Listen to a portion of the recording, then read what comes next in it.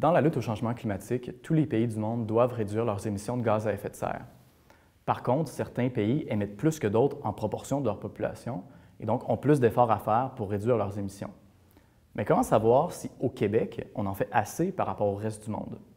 Pour le savoir, pour avoir une idée claire de nos objectifs, on a appliqué au Québec le calcul du budget carbone global tel que présenté par le groupe intergouvernemental d'experts sur le climat, le GIEC, dans son dernier rapport d'évaluation. Et dans ce dernier rapport-là, on nous dit que le budget carbone pour l'ensemble de la planète pour le 21e siècle est de 1340 milliards de tonnes de CO2. Donc, c'est la limite à ne pas dépasser pour le 21e siècle. Si on tient compte du poids démographique du Québec et aussi d'une période d'adaptation raisonnable, le budget carbone du Québec est de 2,1 milliards de tonnes de CO2.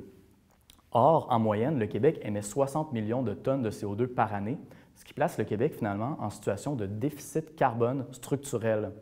Par exemple, en 2011, le déficit carbone du Québec était de 11,5 millions de tonnes de CO2. Donc ça, ce que ça veut dire finalement, c'est que le Québec émet plus que ce à quoi il a droit par rapport aux autres pays du monde. Et cette situation-là ne peut qu'empirer si le Québec se lance dans l'aventure pétrolière, comme le prévoit le gouvernement à l'heure actuelle.